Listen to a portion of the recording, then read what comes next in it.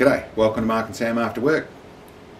Today I wanted to go through where we're at with our 5k or 5,000 plus yard shot with the equipment and what we're up to.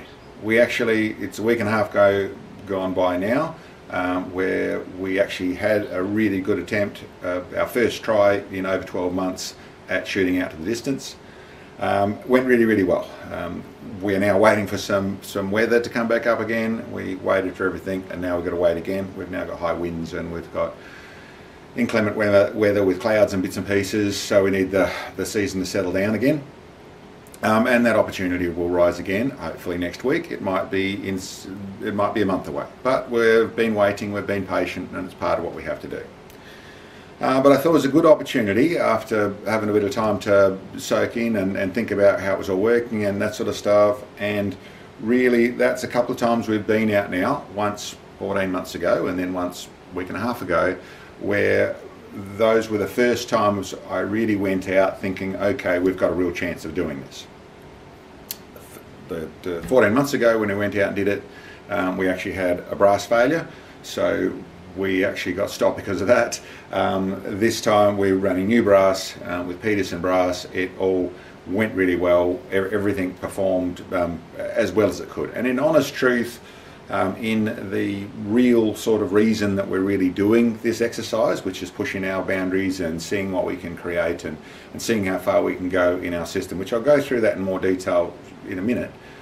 But in truth, we're sort of done. We've done exactly what I hoped to do, and to achieve the sort of group that we saw out there in all the conditions and all the things that are going on to create that sort of stuff. You can't call it group shooting when you've got 5 different wind levels you're going through and different conditions and all the rest of it. So, but still, to hold down what it did out there, I was amazed, impressed, I'm a little bewildered as to how accurate bullets can actually travel and how consistent they can be. So it went really well.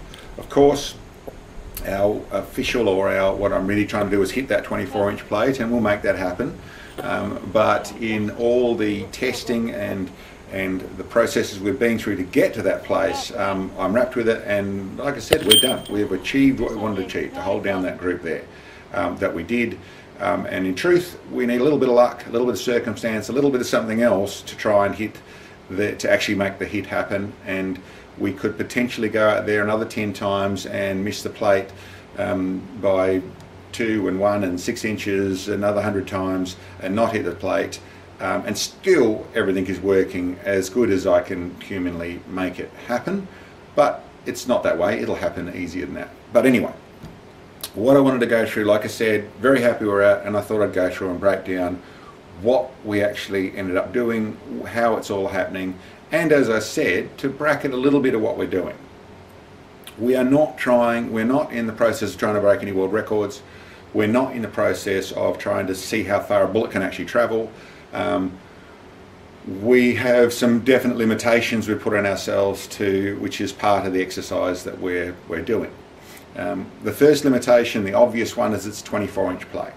Now there's a simple reason for the 24-inch plate, and that simple logic is, in my experience, things don't get bigger as they get further away.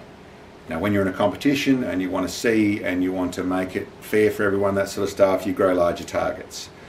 When you want to see how far a bullet can travel and be able to make it all happen and make it a bit more conceivable to hit, you grow larger targets. But in practice, nothing gets larger as it gets further away. It stays the same size. So that's why we shoot at a 24-inch plate.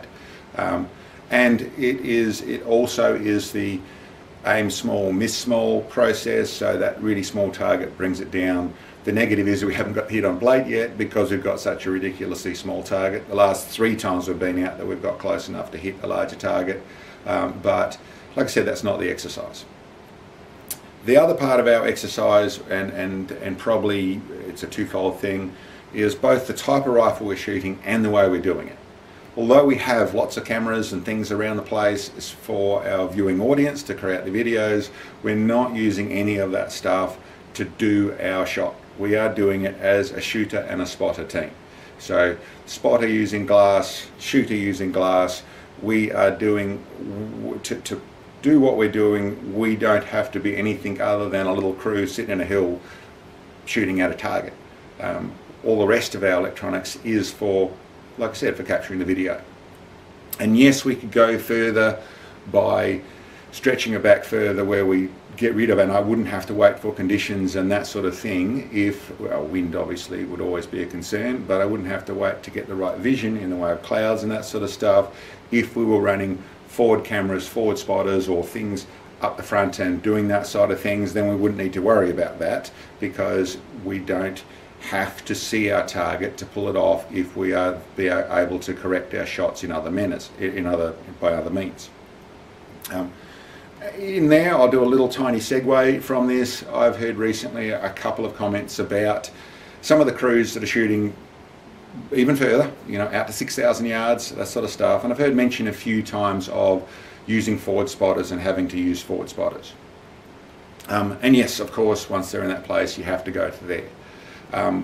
It's a different process, and I don't want to take anything away from what those guys are doing. It's actually a different sort of setup. It's a different way of doing, and you are in the world of where, you know, 4 miles, 5 miles is conceivable once you go down that road, because you're not, it's a different process.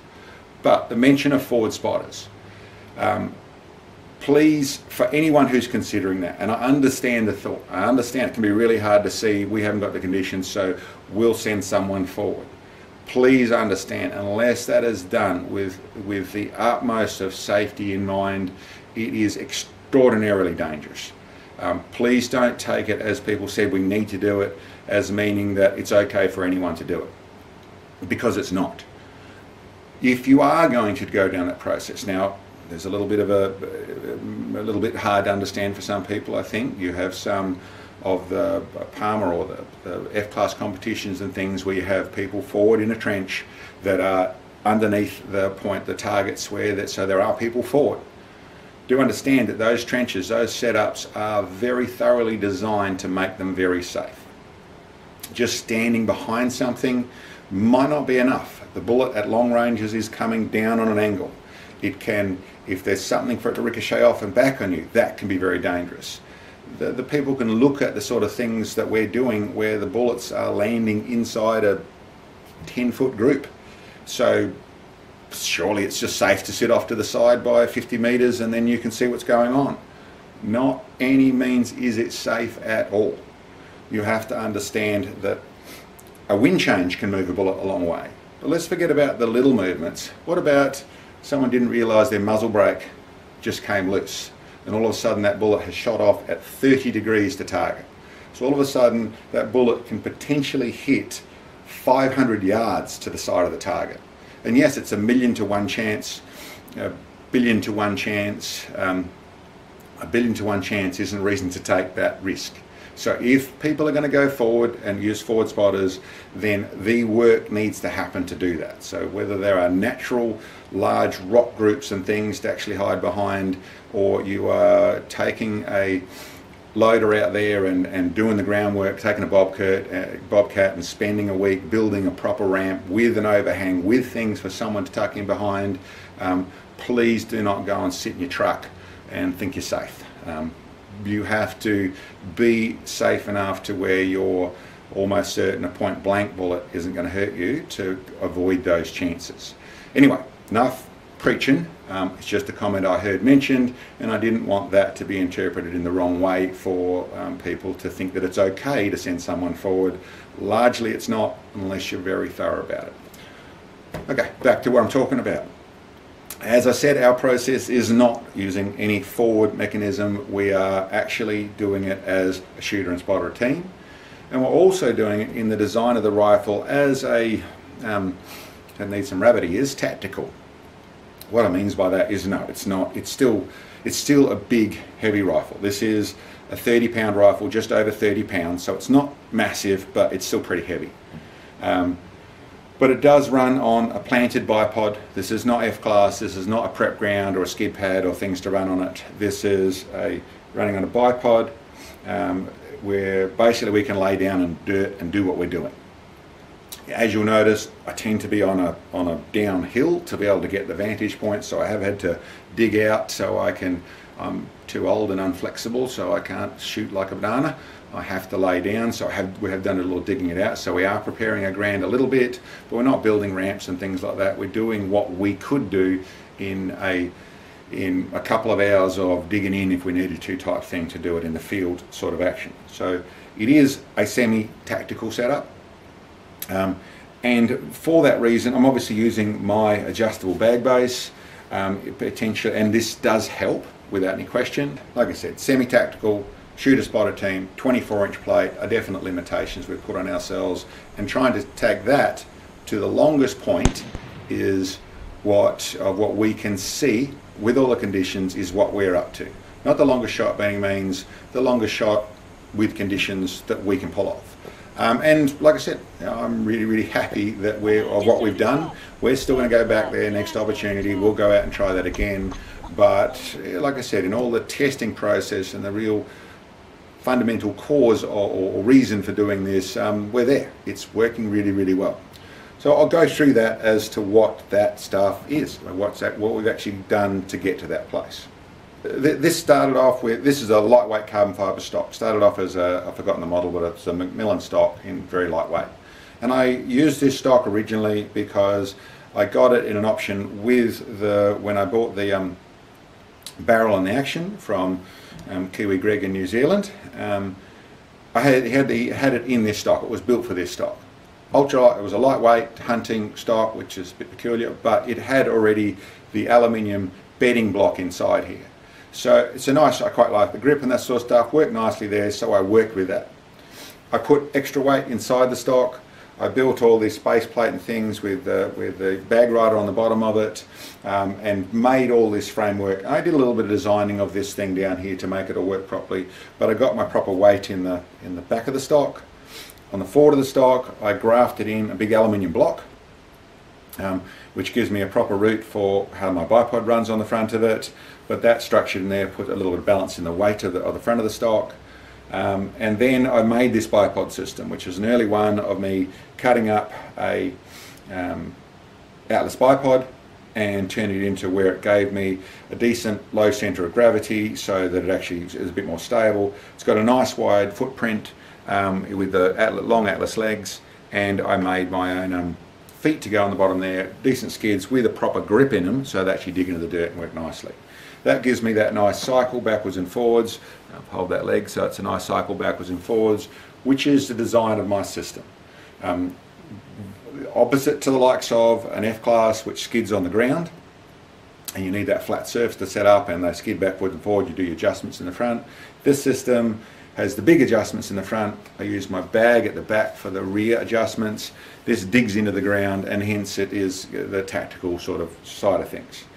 That all works really well. I deliberately set them up so that all these sort of bipods have that rock in the top there, which lets it cycle straight back out of the first part of the blast. But that has been working faultlessly. Really happy with it, works really well. Stock works really nicely. The Barnard action, the Barnard Trigger, really good stuff.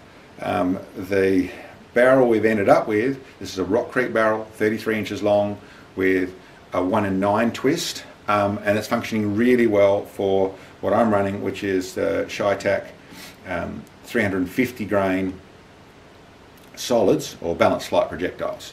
So all that combination is working really well, and as you saw with a group like that, I really can't complain about it whatsoever. Wouldn't say there's not other ones. I haven't tried the Warner bullets. There's some other ones out there that are coming through with the Bud bullets. There's a new one for Burger. All those things may well work well. I've got to a point where I've got something that worked well, did my 4K shot with it, and then we've been using this, tried some other ones in the middle, but these are working so well, I don't fix what ain't broke sort of thing. So anyway, that's functioning nicely. Muzzle brakes. Initially we had to go with a smaller muzzle brake when we're trying to look through with an adjustable scope and that sort of stuff. We now, with this system, jacked up a little bit with the Charlie Tarac, we can see properly over the top of our muzzle brake.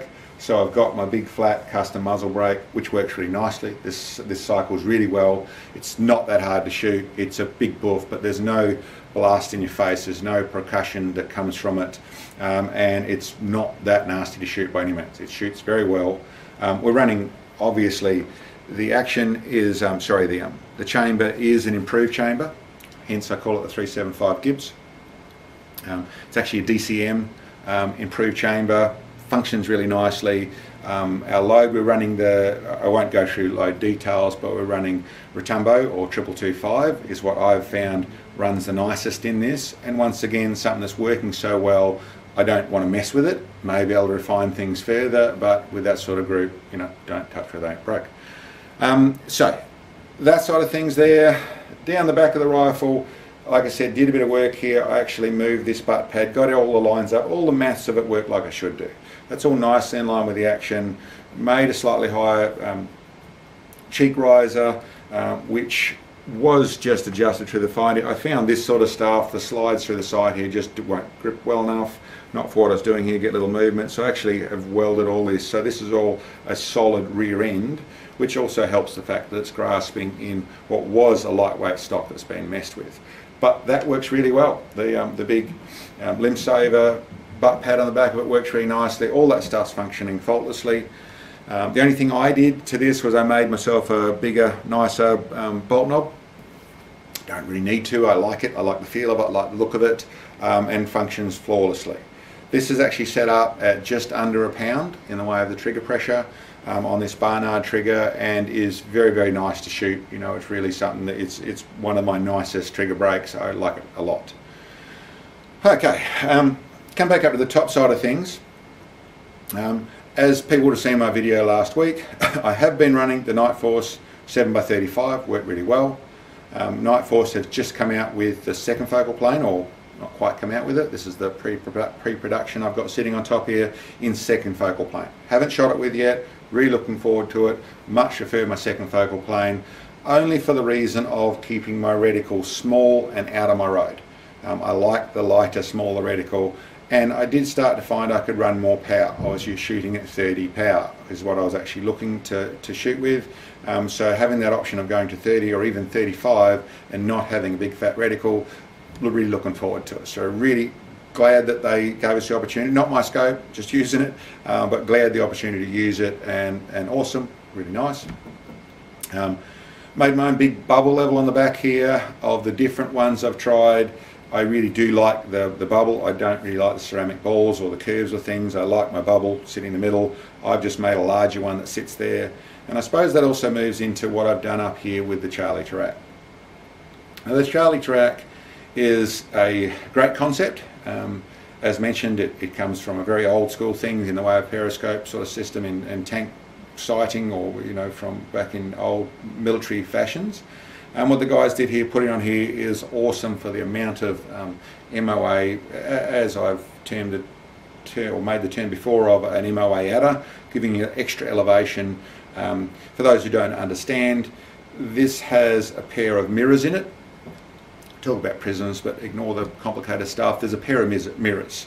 One that ricochets the light up, and then one that ricochets the light forward again. So your image comes in, goes down, and goes across. When it goes up here, the lower one of those mirrors is able to adjust a tiny bit. By twisting it one way or other way, it actually is changing your elevation. The same as when you wind your reticle up and down, it's moving your reticle up and down, or your whole scope image up and down accordingly, which gives you your MOA. Concept is awesome. Process of doing it took me a while to figure out how to do it and make it work as well as I wanted it to. Ideally, and hopefully in sometime in the future, either those guys or someone else goes through and builds the thing out of something 10 times lighter. The weight of the product is a concern, is an issue. And I think in the long term it'll damage scopes. It'll start to tear things apart the way I'm running it. Running it on the front of your rifle, lock down, that sort of stuff, yes, it'll make it better, but ultimately having something heavy that is mounted on top in a high percussion situation is going to cause fatigue and going to cause failures. There isn't any reason for it to be super heavy. It's just the materials that it's made out of. If that was made out of a rigid, unflexible composite that is 1/10 or 1/20th of the weight, that can still hold and use your mirrors and adjust your mirrors with metal inserts, that sort of stuff, that's going to do the job properly. I won't try and get into tell people how to suck eggs or anything. That's for other people to design. But the weight of the unit is my biggest concern. It's also the way it's designed with the mirror hook on, with the rare earth magnets in the way of a couple up that side of things. It's sort of a nice idea in the concept of clicking it on and off, but in the concept of us actually using it where it bolts on and it sits on the front there, it's extra weight that doesn't need to be there. So there's a few bits and pieces that are going there, and whether the guys that designed this go down that road or it's someone else's job, that would be my ideal thing, is that's a lot lighter. I run it on the front of the sunshade because I want it attached to the system. I don't have a rail, it's not a chassis side of things, and I see there's a new McMillian stock that has a mount pointer in the front here to mount a rail in front of the scope. And especially when they've got the Delta, they've got another system that runs on here that runs the light to the side, so you can see around your barrel for ridiculously large MOAs. That's another way around the problem. Once again, light would be good. I found I wanted to mount on the front here. I mount on a sunshade, so when it clamps down on the sunshade, it does end up with a little bit of damage or a little bit of marking, or it can do, I should say, and I don't want that on the scope. I want that on, I do that on the sunshade so it doesn't damage anything there. What I found, and I was running a bubble level and things, and I think the new one has a bubble level in it to make sure that that unit is staying straight. What I found and what I did was built this bracket. Clamps into the system. The bracket then sits with little nylon rubbing blocks and rubs, you know, for any movement and things, and the wriggle that a scope goes through. If you've ever watched slow speed or super slow motion of a scope, how much they move around. So you don't want it fixed through this process. You want it to be able to move. So I've got little nylon rubbing blocks, but that frame sits there, and then this thing doesn't move. It can't twist. Even if it was a little bit out of whack, it's going to be the same out of whack all the time. Can't move at all, stays there, and that really changed how that system worked for me. Other ways to do it, but that's what I did. Made this bracket, made it all up there, so that then functions flawlessly. As for exact MOA, that's probably the other thing with these, is the exact MOA we don't really have. We work it out approximately and down to fairly close by seeing where it's pointing and working it out on a wall and that sort of stuff, but the exact MOA we aren't really getting. I take a measurement down to the thou of the actual position it's in, and that's part of what goes in my log as the approximate MOA. But I wouldn't say it's closer than 2 or 3 MOA through the fact I can't really measure it any more accurately than that. But working well, and that extra height that it gives up here lets us look over things. We're running up to the 450 minutes of elevation in what we're doing, so working really, really well. I think that's about the list of the rifle. I suppose the load, like I said, new Peterson brass, that's functioning really well. The other little upgrade that we went through is our version 4 stuff in the way of our adjustable bag bases, which gives you a better bag sitting in there, so it's a very rigid bag. In the larger calibers, there is a little difference. There is running, as the F-class guys already know, and the people with doing lots of bench rest shooting already know, running a firmer bag can actually help a little bit in the way of it does a little bit more of control in the rifle. Still ultimately down to the nut behind the butt, but having a little bit better bag there makes it's helping you a little bit further. And I would say that yes, there is a little bit of benefit out of what we've done there. So we found a little bit more accuracy when a big one like this is pounding away. Okay, that's the gear. The last detail I'll go through is the process of what we're doing. As I said, we need a fair bit of weather on our side. We need to be able to see, because we're doing it as a shooter spotter from that spot team. Wind's a big issue in the way of the amount of consistency of wind's important, obviously, and it always is, but out there, just the amount of adjustment. Once you're running a couple of things, one is we can only deal with X amount of wind in the way of to be able to adjust for it, but the other side of things is such a long shot means it goes into high elevation. High elevation means you go into a different wind. Certainly in our area it does. If we've got a call of 15 miles an hour wind, or 15 kilometres an hour wind, whichever one you want to talk, in our ground area, then the high wind is generally, that we're going through, is generally double that speed. So once you move into, let's say 15 miles an hour, and all of a sudden you've got 30 miles an hour wind you're shooting through, that can mean I haven't got enough adjustment in here. Of course, consistency is the key, and then it's a long, complicated conversation about wind and different levels and going through valleys and all that sort of stuff, but it is important to us, so that's relevant. One of the ways we deal with the wind that's always there in one form or other, and what I actually found was we don't try and do 3 shots and let the barrel cool, 5 shots and let the barrel cool. We don't try and do that. It doesn't work in our environment, and to be honest, for this extreme stuff, I don't really believe it's going to work anywhere. What I've found when I did that is that when you have that break and then you want to shoot again, you've just found different conditions. And it generally takes, for me at least, in this sort of distance, 3, maybe even 5, but generally 3 shots to get back where you've found where those conditions are really doing. Make one adjustment. It's very hard to figure out exactly the distance you're shooting at. You sort of get a little bit of height sort of thing, but it's not as simple as you think. You're looking a long way away, and how far forward and back you are isn't always completely obvious. So it's generally 1, 2 or 3 steps to find out till you get back to that spot. So if you're doing 5-shot groups and you take just 3 shots to find where your conditions are, you waste your first 3 shots. You only end up with 1 or 2 shots of actual on target before you're going for your next rest. So what I do is run a steady, constant rhythm. I haven't found any noticeable difference that I can pick up on, at least in the way of the barrel temperature, changing how the thing shoots. I just run a consistent plodding pace. Go along fire. I tend to, if I'm thinking clean enough, I'll tend to pull my brass out, so I'm letting air go through, I'm letting it normalise as much as it can while the shot's happening. And then sometimes I'm in a different mode and I'll put a bullet back in, but largely I try and pull it out, open it up, so it just sits there, nothing going on.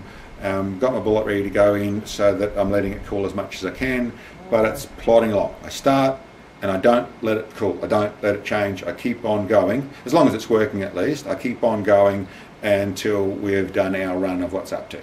You know, something else is going on, like we had last time, a shadow, or we've got crazy wind, or we can't see the hits, or something will change. But otherwise, we plod on till we're into it, and then we try and hit it. And if it works like it should do, you know, 5 shots, 6 shots, 10 shots, it'll be done. We'll walk on, and we've certainly, the last couple of times, it's happened pretty quickly where we've near missed, and then we do a near miss and another near miss and a little bit further away and come back to a near miss sort of thing. So like I said, a little bit of luck, a little bit of circumstance, and we'll be on there, ding, done, target down, and we can move on. Anyway, I think that's about a list of what I can tell you. I would reiterate about the forward spotter thing. I don't want to be picking on the guys that are doing it all. They're no doubt doing it super safe, no doubt doing everything just as they should do, and you know, good on them, and they're getting out to ridiculously long ranges and awesome. I do want to make sure that people who heard they're using forward spotters are not thinking that's a license to go and do it their way. You have to be super safe with it, and I do want to reiterate that. It's bad for them if something goes wrong, but it's bad for all of us. It's bad for our sport if something goes wrong. It's the type of thing, the spoken about type of thing that everyone uses against the gun community because of stuff that, you know, like I said, doesn't need to go there. So be safe on that side of things. Be safe always, but be safe on that side of things in particular. Other than that, hopefully this week, but we certainly be back out there and go again. We've got lots of other videos to do, but that's a look at our, what I've dubbed 375 Gibbs, and it is functioning, like I said, flawlessly. Super happy with it. Went really well. Yeah, thanks for checking in on us. We'll catch you next time. Thanks for watching the video, guys. I hope you enjoyed. Down below here we've got a link to our web store where we have some of the specialised long-range shooting products that we actually produce. Check them out. And for those of you who can, it'd be great to get some help. In our store we have support bits, and when you purchase those, the money goes direct to our channel and helps us bring these videos to you. Thanks, guys. See you next time.